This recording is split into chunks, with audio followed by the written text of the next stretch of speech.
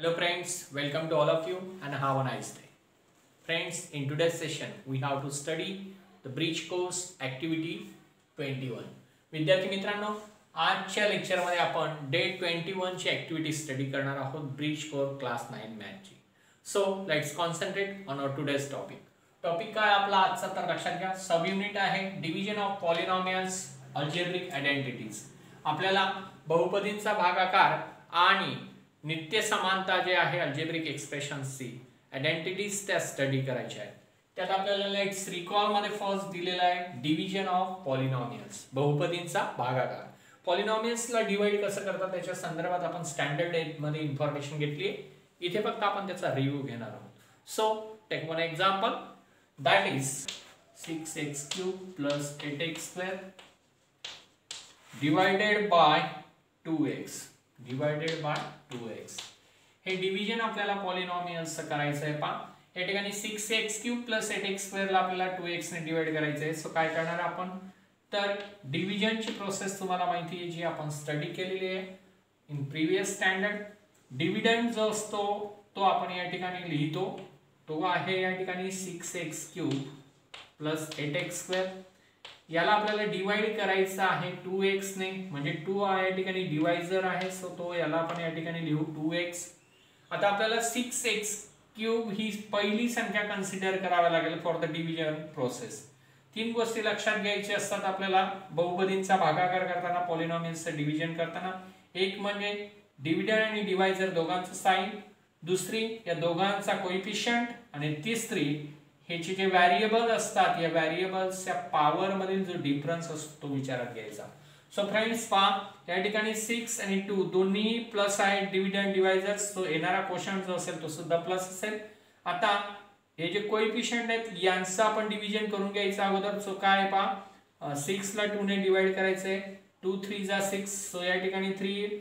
आता या कोएफिशियंट जे या ठिकाणी आपल्याला व्हेरिएबल्स दिसतात त्यांच्या इंडेक्स मधील डिफरन्स लक्षात घेऊ. इथे 3 आहे, इथे 1 आहे, नसला तर 1 असतो. सो 3 - 1 झाला 2, म्हणजे डिफरन्स एवढं आपल्याला व्हेरिएबलचा इंडेक्स घ्यावा लागेल. सो इथे x⁻². आणि थोडक्यात लक्षात घ्या या ठिकाणी आपल्याला अशी संख्या लिहायची असते की ज्या संख्येने या डिवायझरला मल्टिप्लाय केल्यावर आपल्याला डिव्हिडंड एवढी व्हॅल्यू मिळेल.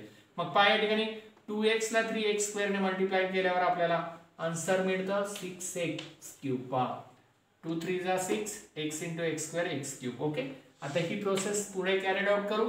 या ठिकाणी आपण जरी दोन्हींचा प्रॉडक्ट हा पॉझिटिव्ह येत असेल तर आपण इथे सबट्रॅक्शनची प्रोसेस करत असतो. इथे जर मायनस साइन आलं तर त्याचं साइन चेंज होतं. सो या ठिकाणी दोन्ही पॉझिटिव्ह असल्यामुळे इथे आपल्याला सबट्रॅक्शनची प्रोसेस करावी लागेल. 6x³ - 6x³ म्हणजे आन्सर आपल्याला या ठिकाणी 0. लिहिण्याची आवश्यकता नाही आणि लिहिलं तरी चालेल. ओके, आता पुढचा जो डिव्हिडंड मधला आपला या ठिकाणी पुढची टर्म जी आहे ती कॅरी करू, ती आहे 8x². आता 8x² ला आपल्याला 2x ने डिवाइड करायचं आहे. सो 2x ला कोणत्या संख्येने मल्टिप्लाइड केले की आपल्याला 8x² आन्सर येईल. ती संख्या आहे 4x, म्हणजे +4x. कसं लक्षात घ्या, 2x × 4x हे आन्सर येतं आपलं 8x². ओके, दोन्ही पॉझिटिव्ह नंबर असल्यामुळे प्रॉडक्ट या ठिकाणी पॉझिटिव्ह आला. इथे आपण सबट्रॅक्ट करतो. सो हे आलं -8x² - 8x² म्हणजे कॅन्सल झालं, म्हणजे आन्सर आला या ठिकाणी 0. तर इथे पहा क्वोशंट आला आपला 3x² + 4x. डिव्हिडंड होता 6x³ + 8x². डिवायझर होता 2x. रिमाइंडर आला 0. याचा आपण या ठिकाणी पडताळा असा देऊ शकतो. एक्सप्लेनेशन काय असेल बाय एक्झाम्पलचं तर लक्षात घ्या. एक्सप्लेनेशन असेल आपलं फर्स्ट स्टेपचं एक्सप्लेनेशन सायमल्टेनियसली आपण या ठिकाणी विचारात घेऊया. फर्स्ट स्टेप काय आहे आपली, 6x³ येण्यासाठी आपण काय केलं, 2x आणि 3x² यांचं मल्टिप्लिकेशन केलं, म्हणजे 2x × 3x².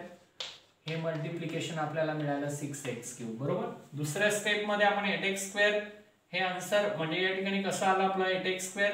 तर त्यासाठी आपण सेकंड स्टेपला काय केलं लक्षात घ्या, 2x आणि 4x यांचं मल्टिप्लिकेशन केलं. 2x × 4x यांचं मल्टिप्लिकेशन आलं आपलं 8x². बरोबर. मग 6x³ मधून 6x³ मायनस केल्यानंतर रिमाइंडर 0 आला. दुसरी टर्म आपण पुढे घेतली 8x² मधून या दोघांचं मल्टिप्लिकेशन 2x आणि 4x ते पण 8x² आलं, ते मायनस केल्यानंतर या ठिकाणी रिमाइंडर आला 0. ओके. सो फ्रेंड्स, या दिलेल्या एक्झाम्पल्स मध्ये आपल्याला कोशंट मिळाला. काय मिळाला आहे कोशंट लक्षात घ्या. कोशंट आहे इथे आलेला 3x² + 4x, 3x² + 4x आणि रिमाइंडर आहे 0. रिमाइंडर आहे 0. बऱ्याच पॉलिनॉमियलच्या एक्झाम्पल्स मध्ये आपल्याला डिव्हिजन ऑफ पॉलिनॉमियलच्या एक्झाम्पल्स मध्ये आपल्याला कोशंट आणि रिमाइंडर लिहायला सांगितलेला असतो, म्हणून आपण इथे कोशंट रिमाइंडर लिहिला. डिव्हिडंड आणि डिव्हायजर आपल्याला एक्झाम्पल्स मध्ये दिसत आहेत. ओके फ्रेंड्स, तुम्हाला याच्या स्टेप्स नक्की लक्षात आल्या असतील आणि ह्या स्टेप्स तुमच्या वहीमध्ये तुम्हाला लिहायच्या आहेत. So that take a screenshot. विद्यार्थी मित्रांनो, आता याचा पुढचा टॉपिक जो आहे आपला अल्जेब्रिक आयडेंटिटीज, त्याचा आपण या ठिकाणी अभ्यास करणार आहोत. सो दॅट त्यासाठी मी रफ डाऊन करून घेतो.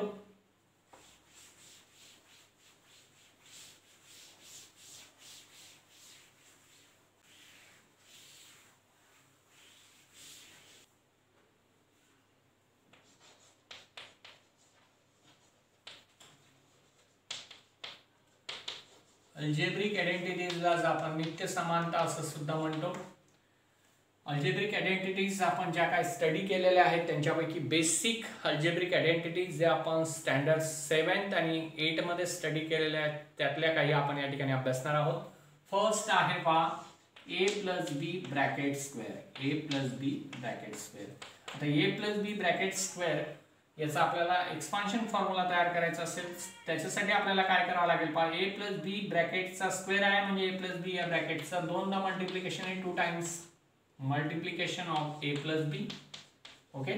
सो काय होईल लक्षात घ्या. आता a plus b into a plus b आपल्याला फर्स्ट ब्रॅकेट मधील ईच टर्मने सेकंड ब्रॅकेट जे असेल त्याला मल्टिप्लाय करावं लागेल. सो काय होईल पहा, फर्स्ट ब्रॅकेट मधील फर्स्ट टर्म आहे a into second bracket a plus b, दुसरी टर्म आहे b plus b into second bracket that is a plus b.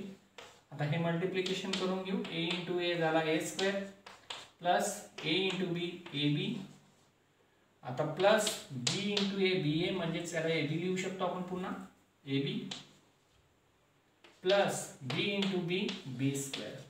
आता पहा विद्यार्थी मित्रांनो या ठिकाणी काय येईल मग a² प्लस ab झालं twice ab plus b² and this is the expansion of a plus b bracket square. so आपण या ठिकाणी असं लिहिणार a plus b bracket square is equal to a² plus 2ab plus b² आणि याला आपण identities expansion असं म्हणतो. कशाचं? a plus b ब्रॅकेट स्क्वेअरचा. आणि या फॉर्म्युल्याचा यूज करायचा असतो आपल्याला फॉर सॉल्विंग द एक्झाम्पल्स. उदाहरणं सोडवण्यासाठी आपल्याला या फॉर्म्युल्याचा वापर करायचा असतो. सो ही आयडेंटिटी आपल्यासाठी महत्त्वाची आहे. आज सुद्धा आपल्याला डे 21 च्या ऍक्टिव्हिटी मध्ये जे एक्सरसाइज मधील क्वेश्चन्स दिलेले आहेत ते सॉल्व्ह करण्यासाठी आपल्याला या सूत्राचा वापर करायचा आहे. So that take a screenshot.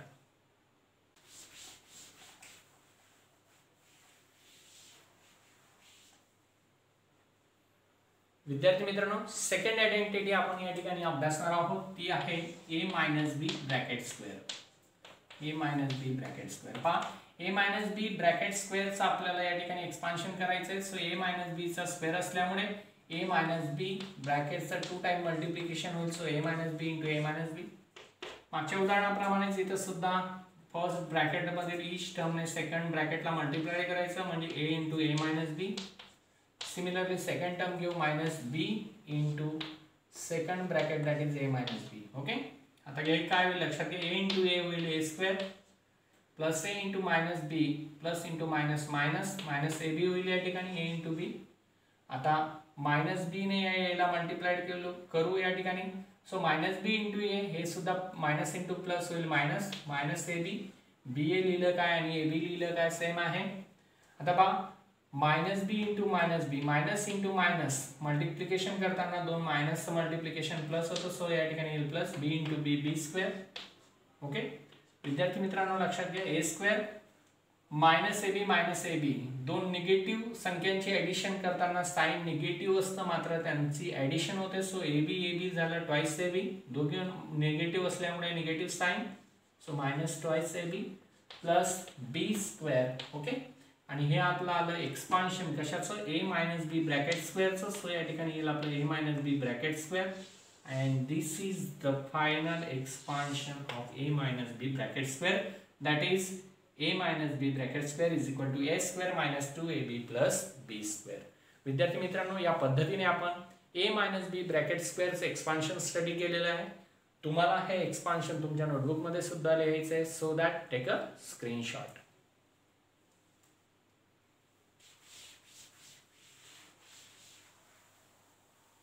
विद्यार्थी मित्रांनो, या नंतरचा आपला टॉपिक आहे डे 21 मधला, तो म्हणजे एक्सरसाइज.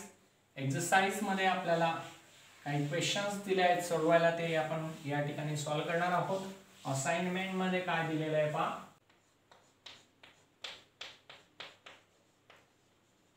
एक्सरसाइज मध्ये क्वेश्चन 1 आहे. काय आहे क्वेश्चन 1 पाहूयात.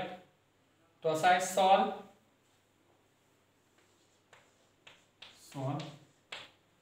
एक्झाम्पल दिलेलं आहे पहा. काय दिलं आहे in bracket 15y⁴ plus 10y³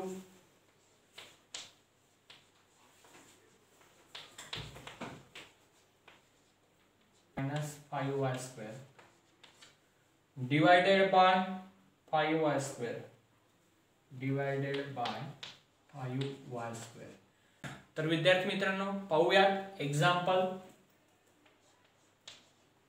काय आहे दिलेला डिव्हिडंड आपल्याला या ठिकाणी. तो आहे 15y⁴ plus 10y³ minus 5y². Divisor आहे 5y². ओके, आता या डिवायझरने डिव्हिडंडला डिवाइड करायचं आहे. सो मी सांगितल्याप्रमाणे पहा, दोघांना प्लस साइन आहे डिव्हिडंडला आणि डिवायझरला. सो इथे सुद्धा प्लस असेल, देण्याची गरज नाही. 15 ला 5 ने डिवाइड केल्यावर येते 5 3 ला 15. कोएफिशिएंटचं डिव्हिजन 3 येत आहे आणि y⁴ y² दोघांमध्ये डिफरन्स आहे 2 चा. दॅट इज इथे येईल आपला y². ओके, म्हणजे थोडक्यात काय तर 5y² ला आपण 3y² ने मल्टिप्लाइड केल्यावर आन्सर मिळतंय आपल्याला 15y⁴ आणि त्याला आपण या ठिकाणी मायनस करणार. So 15y⁴ minus 15y⁴ 0. आता नेक्स्ट टर्म आपण पुढे या ठिकाणी आणणार, ती म्हणजे 10y³. ओके, तर 10y³ येण्यासाठी 5y² ला कशाने मल्टिप्लाय करावं लागेल, तर ते करावं लागणार आहे आपल्याला 2y ने. 5y² * 2y 5 2 = 10 आणि y² * y असेल y³. सो येईल आपल्याला या ठिकाणी आन्सर 10y³. दोन्ही संख्या प्लस असल्यामुळे प्रॉडक्ट एक प्लस येतोय, परंतु डिव्हिजन मध्ये आपण या ठिकाणी सबट्रॅक्शन करत असतो. सो येईल 10y³ मायनस 10y³ आणि पुढची जी टर्म आहे मायनस 5y² पहा, तिला आपल्याला आता इथे पुढे घ्यावं लागेल. सो मायनस 5y² येईल या ठिकाणी. आता मायनस 5y² येण्यासाठी या 5y² ला कशाने मल्टिप्लाय करावं लागेल, तर -1 ने मल्टिप्लाय करावं लागेल. कसं लक्षात घ्या, -1 * -1 * 5y² येईल आपला -5y² परंतु जर आपण डिव्हिजन करत असू या ठिकाणी, तर डिव्हिजन करताना आपण इथे सबट्रॅक्शन करत असतो. सो निगेटिव्ह नंबर असेल तर त्याचे ऑलरेडी साइन या ठिकाणी निगेटिव्ह येईल, म्हणजे निगेटिव्हचं काय होईल या ठिकाणी पॉझिटिव्ह येईल, म्हणजे प्लस होईल. लक्षात घ्या, -1 * 5y² -5y² केलं, पण ऑलरेडी आपण इथे सबट्रॅक्ट करत असतो, त्याच्यामुळे मायनस हे साइन बिफोर ब्रॅकेट येईल आणि minus * minus that is plus होईल. बरोबर, म्हणून -5y² आणि +5y² कॅन्सल होतील, म्हणजे रिमाइंडर येईल या ठिकाणी तुमचा 0. आता हे एक्झाम्पल आपण कसं सॉल्व्ह केलं त्याचं एक्सप्लेनेशन या ठिकाणी लिहून घेऊयात.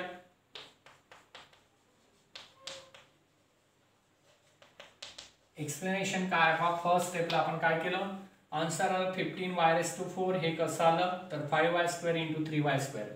5y² डिवायझर इंटू 3y² घेतला आपण, तर आन्सर आला आपला 15y⁴. ओके, सेकंड स्टेपला आपण काय केलं इथे लक्षात घ्या.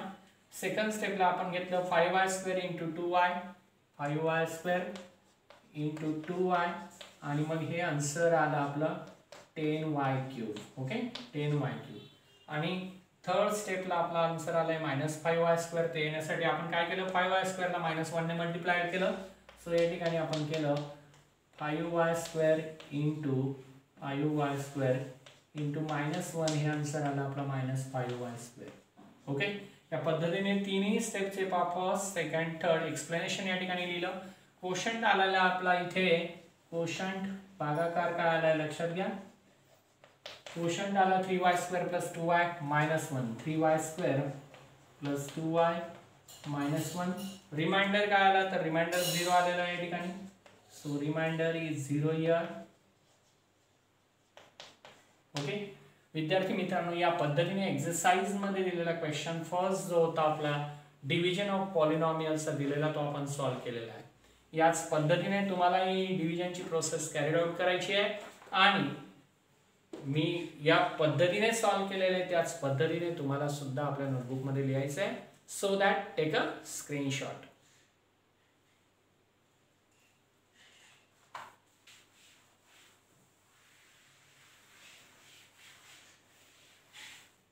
विद्यार्थी मित्रांनो, क्वेश्चन 2 आपल्याला या ठिकाणी दिलेला आहे, सॉल्व आणि एक्झाम्पल दिलं आहे x + y bracket square, x + y bracket square. So x + y bracket square example आपल्याला सॉल्व करायचं आहे, म्हणजेच आपल्याला आयडेंटिटी एक्सपान्शनचा फॉर्म्युला यूज करून याला सुद्धा एक्सपांड करायचं आहे. सो फ्रेंड लक्षात घ्या, बाय युजिंग द फॉर्म्युला या ठिकाणी आपण याला सॉल्व करू शकतो. आपल्याला दिलेलं एक्झाम्पल आहे x + y². ओके सो दिलेलं एक्झाम्पल अगोदर या ठिकाणी मी लिहून घेतो x + y².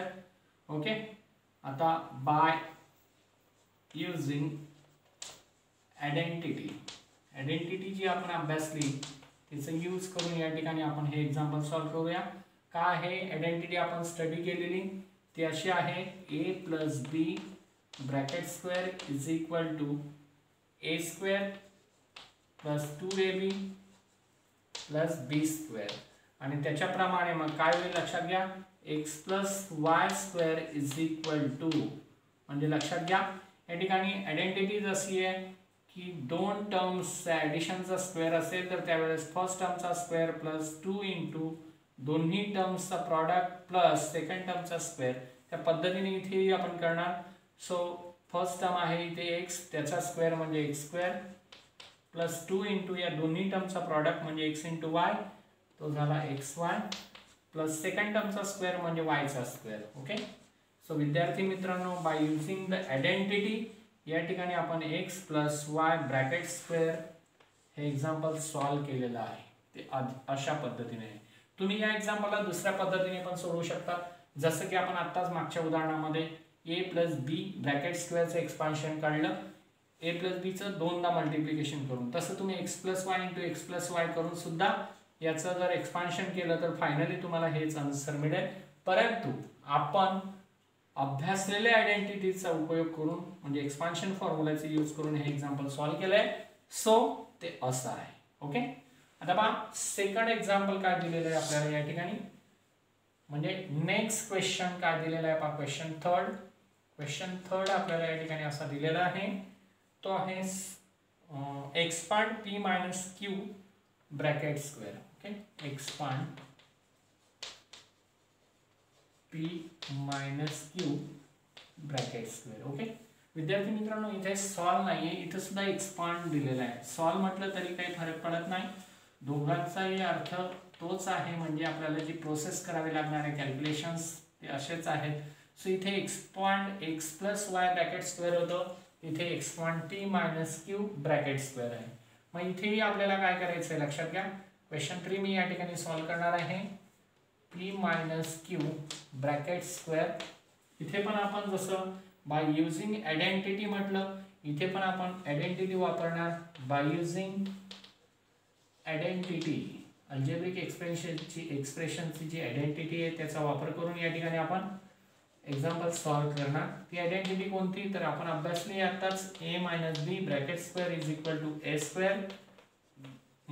2ab + b². म्हणजेच काय की दोन टर्म्स दिलेले असतील आणि त्यांचा सबट्रॅक्शनचा स्क्वेअर असेल, म्हणजे first term minus second term bracket square is equal to first टर्मचा स्क्वेअर मायनस 2 इंटू दोन्ही टर्म्सचा प्रॉडक्ट प्लस सेकंड टर्मचा स्क्वेअर. त्या पद्धतीने आपल्याला p - q ब्रॅकेट स्क्वेअर दिलेला आहे. सो आपण ते काय लिहिणार, p - q bracket square is equal to first टर्मचा स्क्वेअर आहे, म्हणजे इथे फर्स्ट टर्म a होती, इथे फर्स्ट टर्म p आहे, सो p चा square -2 into first term into second term दोन्ही टर्मचा product that is pq plus b चा स्क्वेअर होता कारण b सेकंड टर्म आहे. सो इथे q आहे. सो काय येईल इथे सेकंड टर्मचा स्क्वेअर म्हणजे q चा square. So p minus q bracket square हे जे एक्झाम्पल आपल्याला या ठिकाणी दिलेलं होतं ते आपण एक्सपांड केलेलं आहे by using the property that is by using the identity of expansion formula.